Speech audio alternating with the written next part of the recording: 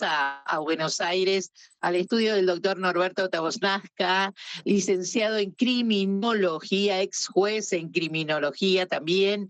Y bueno, en este micro programa que hacemos los jueves junto a él, Panorama de Justicia, Seguridad y Derechos Humanos. Con las preguntas que la audiencia nos hace durante la semana, elegimos los temas más candentes del momento y todo lo que tiene que ver con Argentina y el resto del mundo. Vamos a pasar a saludar al doctor Norberto Tavosnazca. Buenos días, doctor, ¿cómo está usted? Buenos días, estoy muy bien y nunca mejor esta semana para decir que Argentina estuvo por ahí en boca del resto del mundo. Así es, doctor. Bueno, doctor, vamos a las preguntas de lo nuestro aquí en nuestro micro programa. Y le hago la pregunta, ¿cuál es la primera? ¿Cuáles podrían ser las consecuencias jurídicas del acuerdo entre el presidente argentino Milei con el presidente de los Estados Unidos, Trump? Bueno, eh, una de las primeras cuestiones que podría ser conflictiva, problemática, es que el presidente está tomando deuda pública, sin intervención del Poder Legislativo. Eh, hay todo un debate sobre si las deudas que se toman con el Fondo Monetario Internacional u otros organismos multilaterales de crédito son diferentes a las que se toma en este caso sería con el gobierno de Estados Unidos de Norteamérica, porque estaremos hablando de un vínculo con el Tesoro, ¿no? El Tesoro sería eh, dependiente del secretario del Tesoro, que vendría a ser el ministro de Economía para nosotros, porque allá el Banco Central está a cargo de la Reserva Federal, que es bastante independiente, ¿no? Así que allí el problema podría estar en que haya un acuerdo en el Parlamento mediante una ley.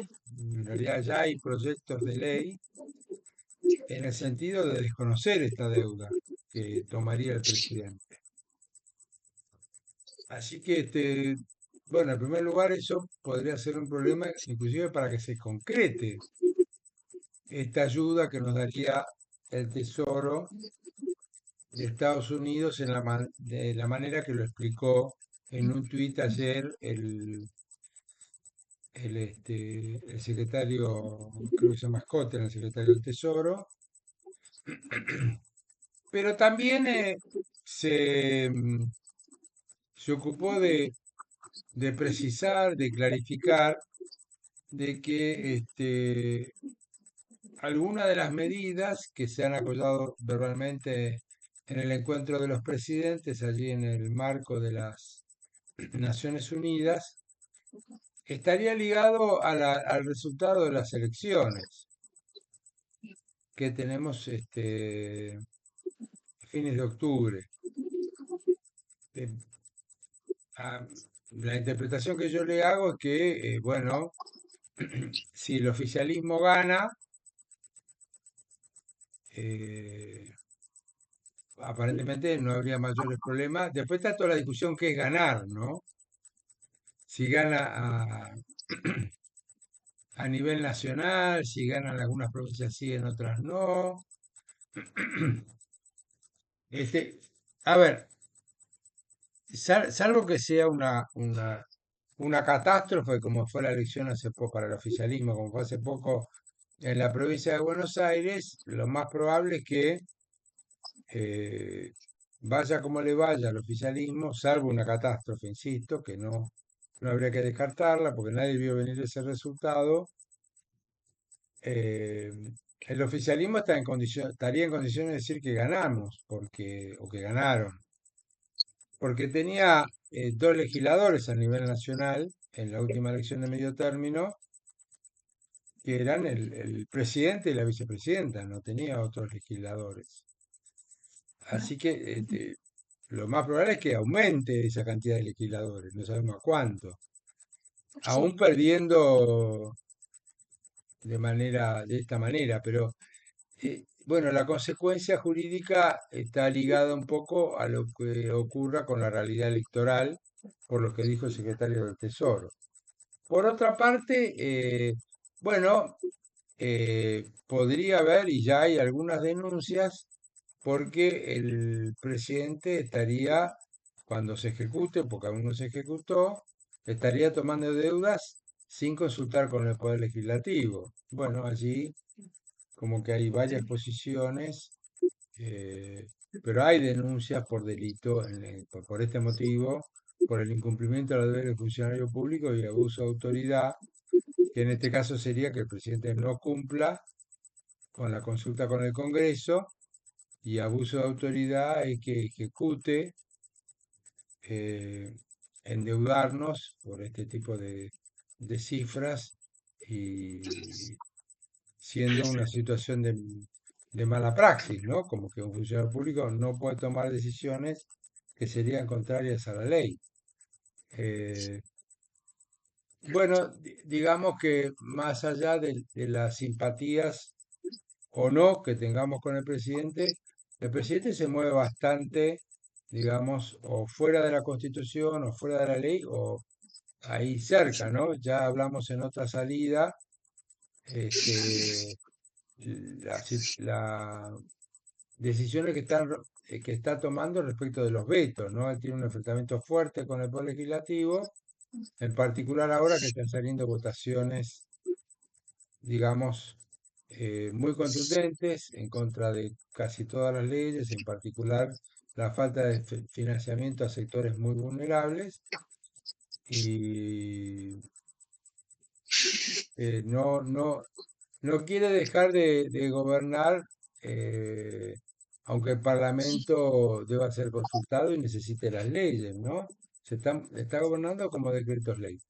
Yo creo que la situación ahí de riesgo jurídico para el oficialismo es que tome tantas decisiones por decreto sin consulta con el Parlamento, que se puede llegar a autopercibir el presidente como si fuera un rey, ¿no? Como si esto fuera una monarquía y no una república.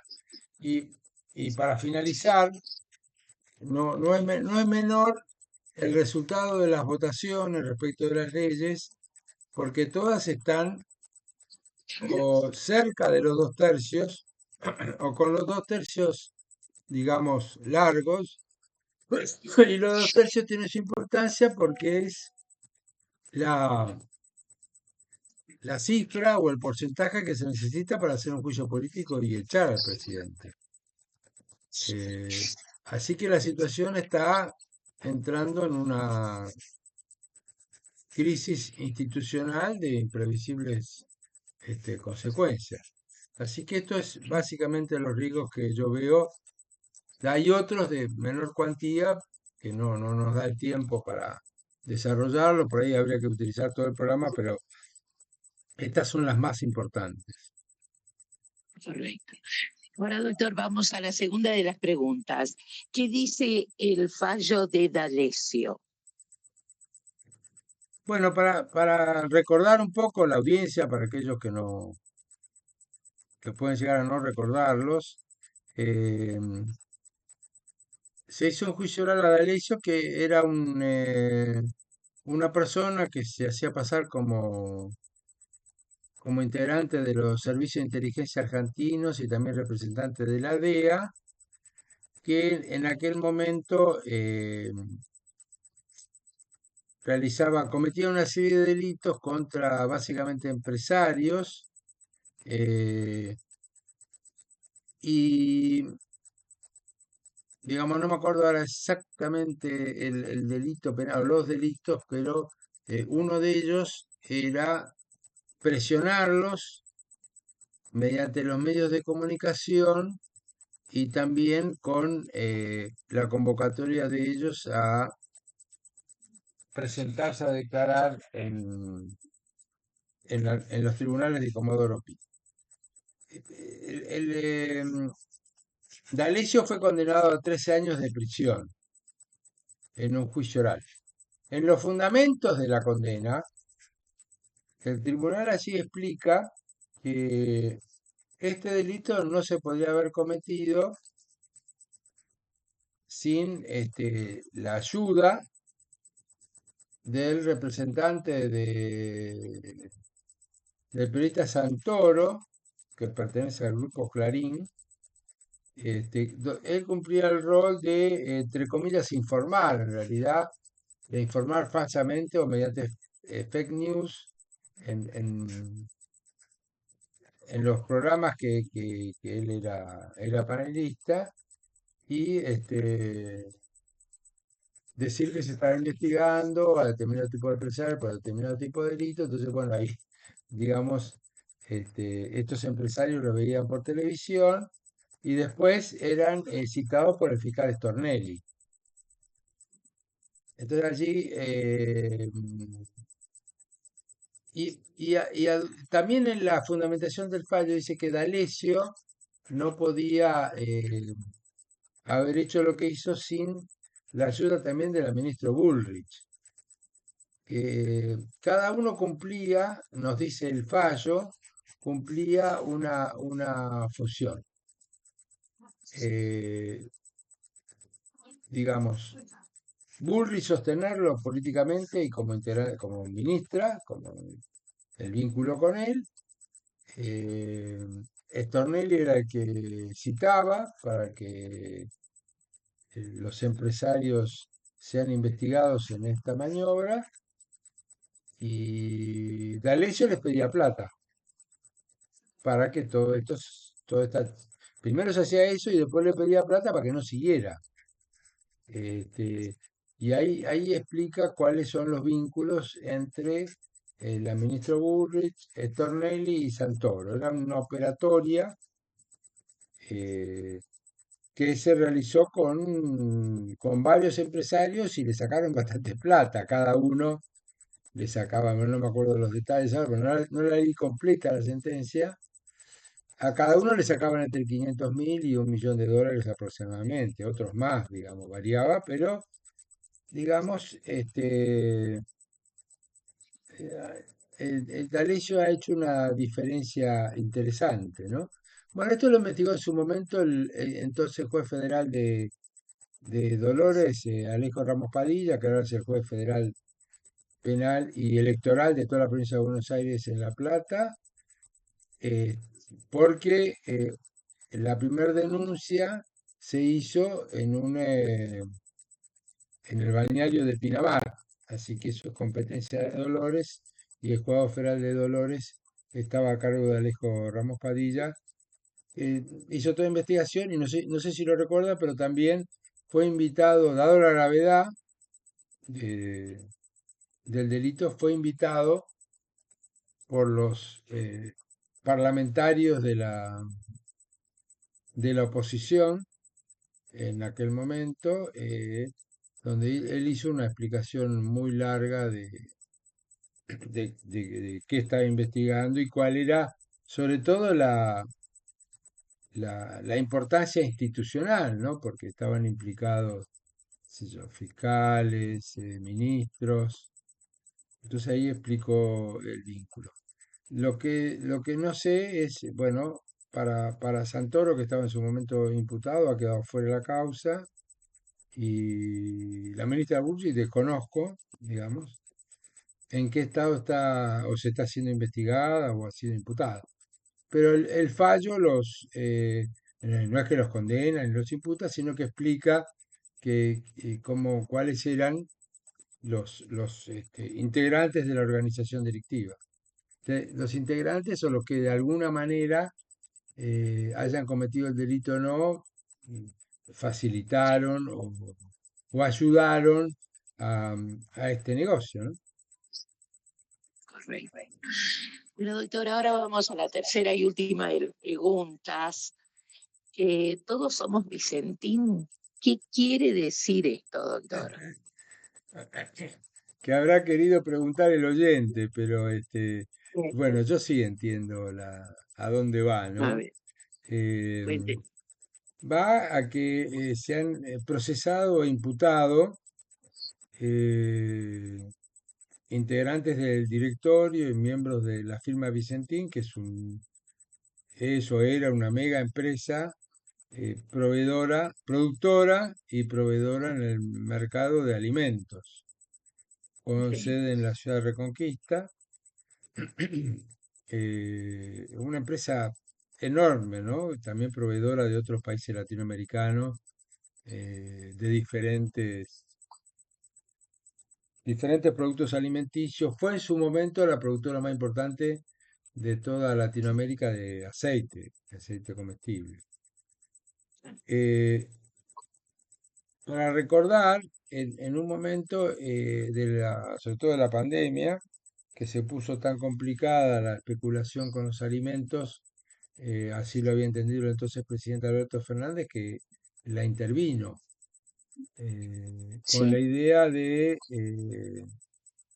porque aparentemente se estaba por ir a la quiebra, se estaba tramitando la quiebra en un juzgado civil y comercial de Reconquista, y bueno, entendió el entonces presidente que para ayudar a que se concrete el concepto de soberanía alimentaria, es decir, que eh, habría un interés del Estado en que esa empresa productora y proveedora de alimentos no cerrara, ¿no? Porque eso perjudicaba, bueno, el nivel de precios y la llegada, valga la redundancia, de precios razonables para el consumo de la población más vulnerable. Allí el dio marcha atrás, después el doctor Fernández, porque bueno, recibió un pedido del entonces gobernador Perotti, y también hubo manifestaciones cortando las rutas de Santa Fe, donde tenían este lema, ¿no? Todos somos Vicentín, es decir, lo tomaron como una bandera. Bueno, resulta que ahora están o procesados o detenidos, y también ha sido imputado o procesado el entonces presidente del Banco Nación, que le otorgaba crédito que después la empresa no devolvía, que era González Fraga. Es aquel mismo que dijo que en una época determinada de nuestra economía, los empleados, ¿por qué se habrán querido en alguna oportunidad que se podían comprar zapatillas o hacer viajes o tomarse vacaciones, ¿no? Declaraciones muy recordadas sobre todo por lo humillante, ¿no? Porque más allá del debate que se gaste en dólares en el turismo, eh, lo que sí es que en un momento la sociedad, o sea, esos sectores de la sociedad pudieron hacerlo, y él, digamos, tuvo estas declaraciones bastante despreciativas con la gente que no pertenecen a la clase alta y pudieron eh, consumir ese tipo de servicios. Así que es importante recordar, porque la empresa es grande, ¿no? Bueno, y finalmente, para cerrar, yo creo, pero es una opinión muy personal, que a partir de la marcha atrás de esa expropiación que dio el presidente Fernández, decisión que ya había tomado, insisto, había designado el interventor, y podríamos haber tenido otra calidad de soberanía alimentaria. Yo creo que a partir de ahí comenzó un desprestigio del presidente que le costó su prestigio, su imagen positiva, ¿no? Después vinieron otros episodios como la foto de cumpleaños de Olivos y otras medidas más.